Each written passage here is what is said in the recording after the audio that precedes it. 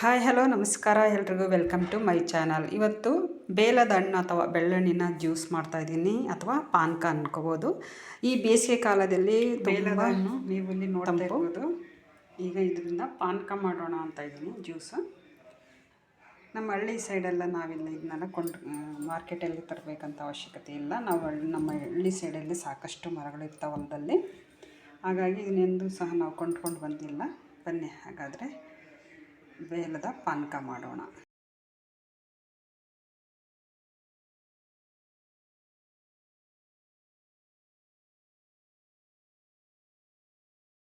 ಸದ್ಯಕ್ಕೆ 3 ಹಣ್ಣು ಈ ಥರ ಮಾಡ್ಕೊಂಡಿದ್ದೀನಿ, ನೋಡ್ತಾ ಇರ್ಬೋದು. ಫುಲ್ ಹಣ್ಣಾಗಿದೆ. ಇದನ್ನು ನಾನು ಎಲ್ಲ ಪಲ್ಪೆಲ್ಲ ತೆಗೆದ್ಬಿಟ್ಟು ಮಿಕ್ಸಿ ಮಾಡ್ತೀನಿ.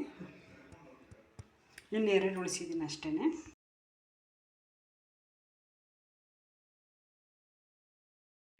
ನೋಡ್ತಾ ಇರ್ಬೋದು, ಇಲ್ಲಿ ನಾನು ತಿರುಳನ್ನು ತೊಗೊಂಡಿದ್ದೀನಿ ನೋಡಿರಿ, ಈ ಥರ. ಅದರಿಂದ ಇಷ್ಟು ತಿರುಳು ಬಂದಿದೆ, 3ರಿಂದ ಈ ಥರ ಎಲ್ಲ ನಾನು ತೊಗೊಂಡಿದ್ದೀನಿ. ಇದನ್ನು ನಾನು ಮಿಕ್ಸಿ ಜಾರ್ಗೆ ಹಾಕಿ ಸ್ವಲ್ಪ ನೀರು ಹಾಕ್ಕೊಂಡು ರುಬ್ತೀನಿ.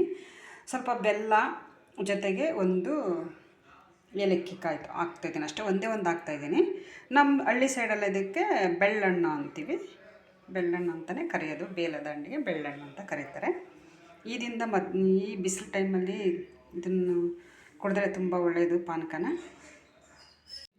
ಇಲ್ಲಿ 1 ಏಲಕ್ಕಿ ಹಾಕ್ತಾಯಿದ್ದೀನಿ, ಹಾಗೆಯೇ ಬೆಲ್ಲದ ಪೌಡ್ರ್ ಹಾಕ್ತಾಯಿದ್ದೀನಿ. ನೋಡ್ತಾ ಇರ್ಬೋದು, ಇಲ್ಲಿ ಎಷ್ಟು ಬೇಕಾಗುತ್ತೋ ಅಷ್ಟು. ಇದು ಪೌಡ್ರ್ ಇದು ಆರ್ಗ್ಯಾನಿಕ್ ಇದು, ಹಾಗಾಗಿ ನಿಮಗೆ ಎಷ್ಟು ಬೇಕು ಅಷ್ಟು ನೋಡಿಕೊಂಡು, ಸ್ವೀಟ್ ಹೆಚ್ಚಿಗೆ ಇಷ್ಟಪಡೋರು ಜಾಸ್ತಿ ಹಾಕ್ಕೊಳ್ಬೋದು, ಕಡಿಮೆ ಇಷ್ಟಪಡೋರು ಕಡಿಮೆ ಹಾಕ್ಕೊಳ್ಳಿ.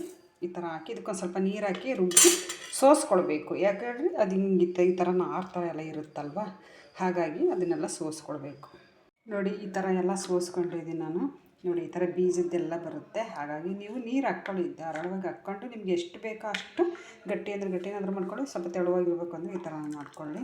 ನೋಡಿ ಈ ಥರ. ಬೆಲ್ಲವನ್ನು ಸಹ ಅಷ್ಟೇ ನಿಮ್ಮ ಟೇಸ್ಟಿಗೆ ಅನುಗುಣವಾಗಿ ಹಾಕ್ಕೊಳ್ಳಿ. ನೋಡಿ ಇಷ್ಟು ಇದಕ್ಕಿಂತ ತೆಳು ಸಹ ಮಾಡ್ಕೊಬೋದು ನಾವು, ಇಷ್ಟು ಗಟ್ಟಿ ಇದೆ. ಯಾಕಂದರೆ ಇದು 3 ಹಣ್ಣಿಂದಲ್ವ, ಹಾಗಾಗಿ ತುಂಬ ಗಟ್ಟಿ ಇದೆ. ನಾನು ಇದಕ್ಕೊಂದು ಸ್ವಲ್ಪ ನೀರು ಹಾಕ್ತೀನಿ. ಇದಕ್ಕೆ ಆಮೇಲಿಂದ ಈ ಶುಂಠಿ ಪುಡಿ ಇರ್ತಲ್ಲ, ಒಣ ಶುಂಠಿ ಪುಡಿ, ಅದನ್ನು ಸಹ ಹಾಕ್ಕೊಳ್ಬೋದು. ನಾನಿಲ್ಲಿ ಏಲಕ್ಕಿ ಪುಡಿನಾದ್ರೂ ಹಾಕ್ಕೊಳ್ಳಿ, 1 ಏಲಕ್ಕಿ ಕಾಯಿ ರುಬ್ಕೊಳ್ಳುವಾಗಾದರೂ ಸಹ ಹಾಕ್ಕೊಳ್ಬೋದು. ಇದಕ್ಕೆ ನಿಮಗೆ ಎಷ್ಟು ತೆಳು ಬೇಕು ಅಥವಾ ಗಟ್ಟಿ ಬೇಕು ಅನ್ನೋದು ನೋಡಿಕೊಂಡು ನೀರು ಹಾಕ್ಕೊಳ್ಳಿ.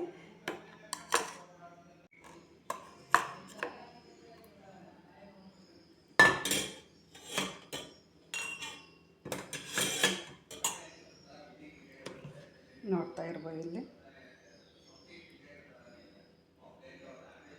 ನೋಡಿ ಇಷ್ಟು ಚೆನ್ನಾಗಿದೆ.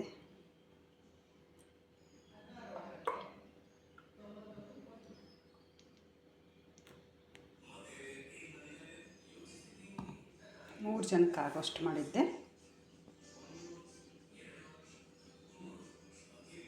ಇದರಿಂದ ತುಂಬ ಬೆನಿಫಿಟ್ ಇದೆ.